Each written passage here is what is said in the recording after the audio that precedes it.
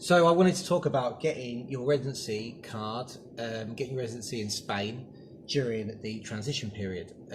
Now, obviously, we're in a lockdown, state of alarm at the moment, so nothing's open, but they're going to be opening soon. I assume that once the state of alarm is lifted, the police stations will be open, albeit with social distancing rules and everything in place. And we'll be able to crack on with the residency applications. We've got a stack now lined up, ready to go. Yay! And the appointments are going to be booked as soon as they come online.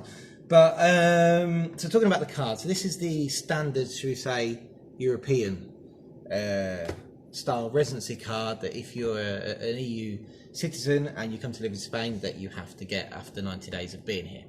Now, what the Spanish government have said on their website, and I've just extracted a couple of things, which are actually included in a blog on our website,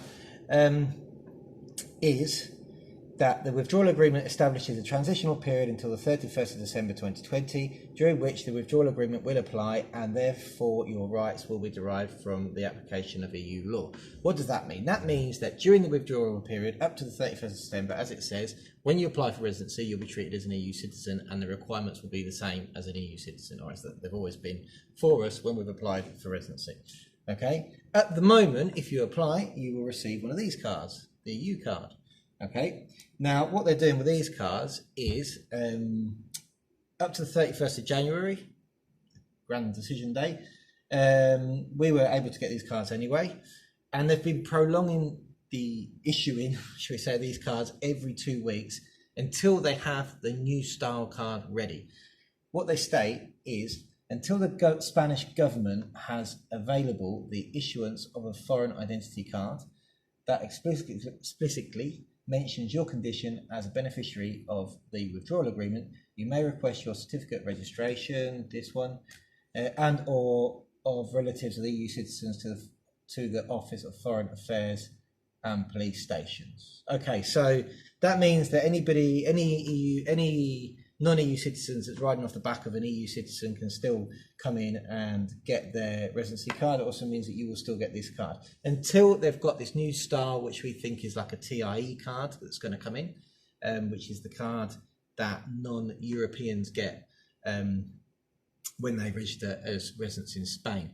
What we assume is that during the transition period, okay, you will get, if they switch to the TIE card, you will get a TIE card that will say that you gained your residence under the withdrawal agreement, okay, and then your TIE card will have a stipulated length of time before it needs to be renewed, which if it's a new residency application, we think is going to be 5 years. After 5 years, you'll be able to renew it for maybe a 10-year card, okay. People with permanent residency, so let's go back again, sorry. So once this card is available, the TIE card, you're going to have a sort of 3 tiers of people. So you're going to have people during the transition period who still haven't registered as residents, and they're going to get this card straight away. And they'll get their stipulated time on it, which we think, as I said, it's going to be 5 years. We don't know. Nothing's been published anyway.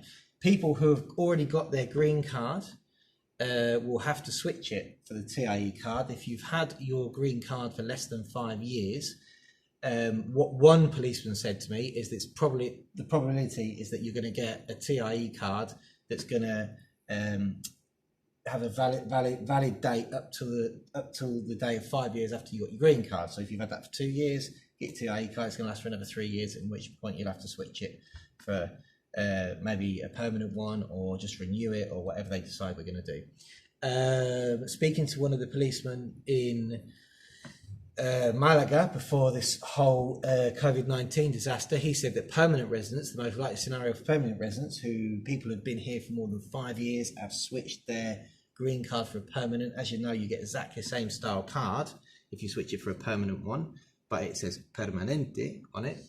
They will just literally be able to switch that card for a 10-year TIE card. But anyway, none of this is all stuff we've been talking about and we've heard, but none of it's actually been published yet on how it's going to be applied.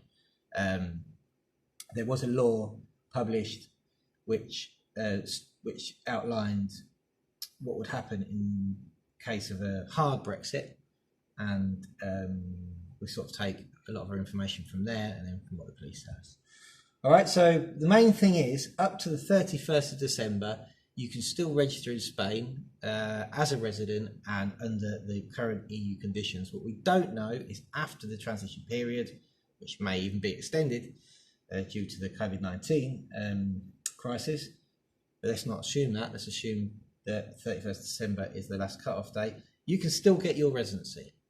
Okay. After that, we don't know what the agreements are going to be in place for people who want to come and live in Spain.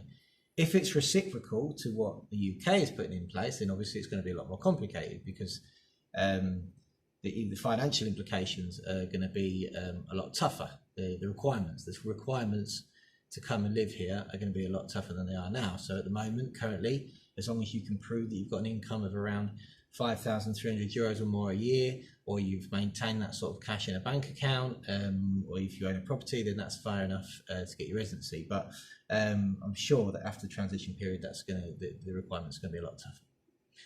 So keep up to date with our YouTube channel. I'll be doing some more updates and writing a few more blogs about it. And as soon as we're out of this COVID-19 state of alarm lockdown, we know what's going on. We'll do another video and let you know when you can start applying for residency again.